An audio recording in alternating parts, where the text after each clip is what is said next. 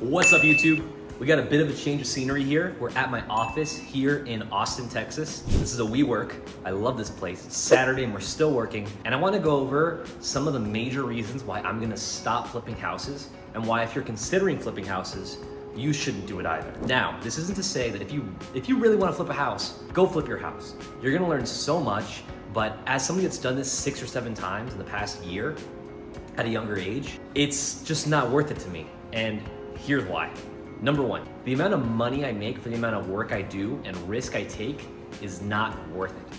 Now, with each house flip I'm doing, I'm usually spending around $40,000 to $60,000 between buying and renovations to get it ready.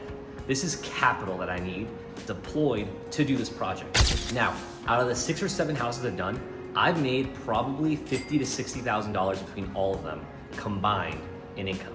That's roughly $8,000 to $10,000 a house, which is good. But when I think about how every single time I'm risking 50 to 60 grand that could disappear, that could get foreclosed on, that could get bankrupt, and I'm only making that much money for the amount of labor I'm doing, the amount of research. This is not something that's like very clear cut. You're dealing with headaches and challenges as they come. And truthfully, even though my hourly wage, so to speak, is higher than that of a typical W-2 job, especially at my level, it just isn't worth it because I'm taking so much more risk to get this done. Now, there is a additional thing that kind of coincides with that makes my returns lesser than what they could have been. I started flipping houses and I got involved in real estate right during the COVID boom. After the COVID boom, I finally had graduated college and I could finally afford to do this. I'm at a point right now in Austin, Texas and the surrounding metro areas. I don't know about Houston, I don't know about Dallas, so this is very market dependent, where comps are trending downwards. This means that if I'm looking at a house that I'm looking to buy for $150, sell for $250, and spend $60,000 renovation, that gives me around $30,000 to $40,000 in margin. By the time I buy and renovate that house, that comp is no longer $250. There are houses that are selling for $240, $235. And now what first looked like a $30,000, $20,000 profit now ends up being $6,000, $7,000. That's happened to me more than half the times of me flipping houses in the past year. Now, of course, this is out of my control. This is a market cycle and dependent thing, but it's very discouraging knowing that my numbers, I'm an accounting person.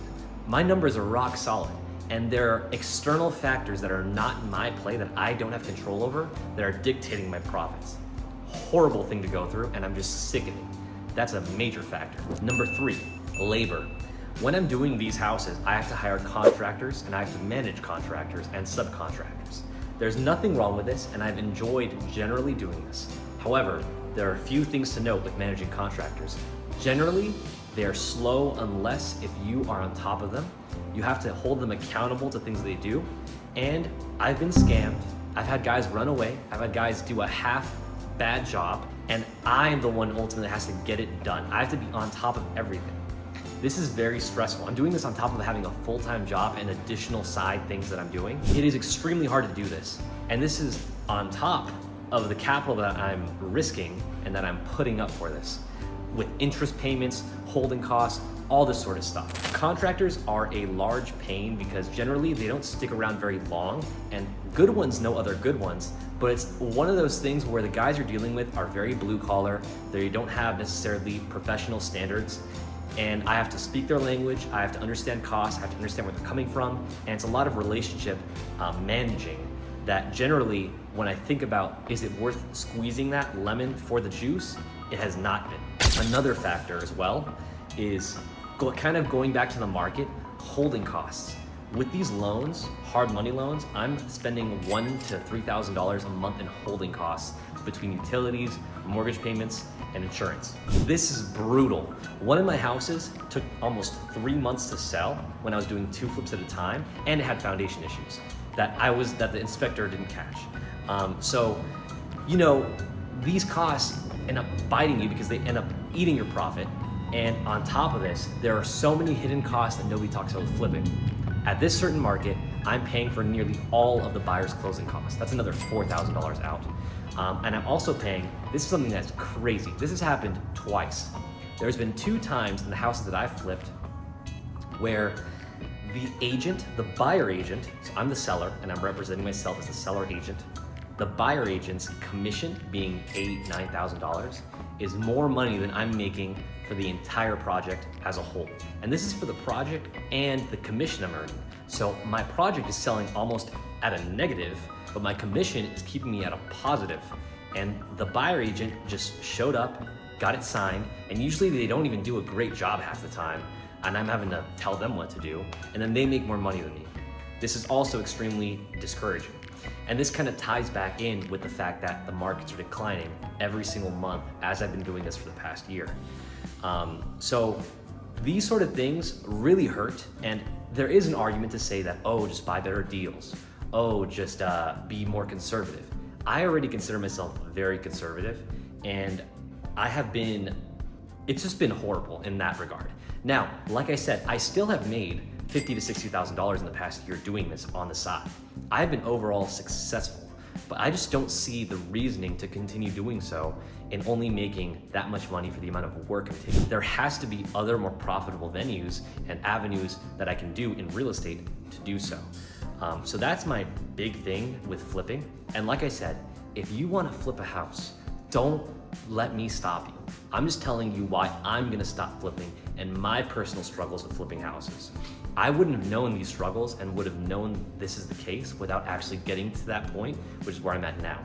I'm also making more money doing this. I'm effectively nearly doubling my salary that I have at my full-time job by doing this. So overall, it's been a great success, but it just hasn't panned out exactly like I thought it would. The absolute last thing I want to bring up as another reason why I want to stop flipping houses is because it isn't scalable.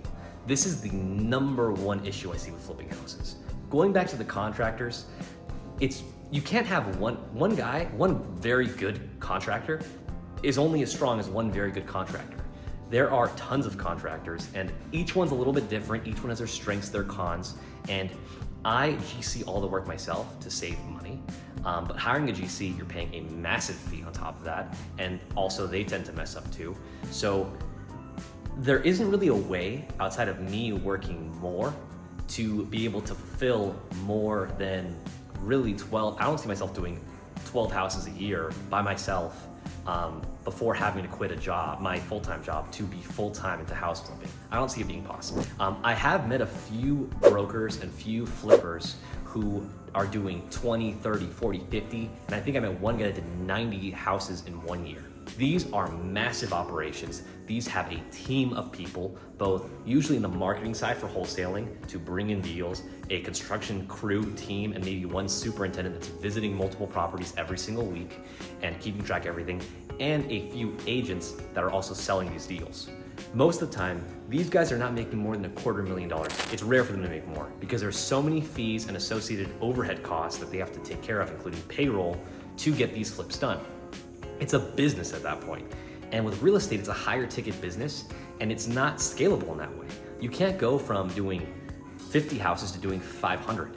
It just isn't possible. There isn't a nationwide home flipper. Redfin has tried, Open Doors tried.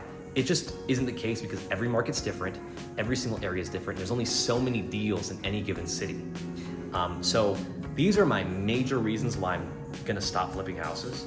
And I plan to fully commit to commercial real estate only. Hopefully some auction deals, tax liens, some really cool stuff where there just is larger upside and it's less of a hassle. Albeit though, it may have higher capital restrictions because with a flip, I can get in pretty quickly with $40,000, $50,000, where some of these auction deals and tax liens and all this other stuff, I may need $100,000 of liquidity to get it done. Nonetheless, I still will keep going. And if you're looking to flip a house, try it. If you really want to do it, go for it. There is so much you're going to learn doing it. I have to say that flipping houses is the fastest way I've learned everything construction. I am so much more knowledgeable at this point in time than I was a year ago on all facets of residential construction. There is a whole nother ceiling to get to for commercial construction and development, but it has been a massive building block in my foundation of knowledge, and I'm very grateful for it. I don't regret any house I've ever flipped, even though I've lost money. So if you like this video, this is more of a lecture. Tell me what you guys like, whether you like this, just deal updates, work updates, life updates. Just tell me. Subscribe, like, rate, comment. Be my friend, text me. I love talking to all you guys whenever you guys reach out, which is surprisingly often. I hope you guys are having a wonderful day. I hope I brought some value to this, and I hope to see you in the next one.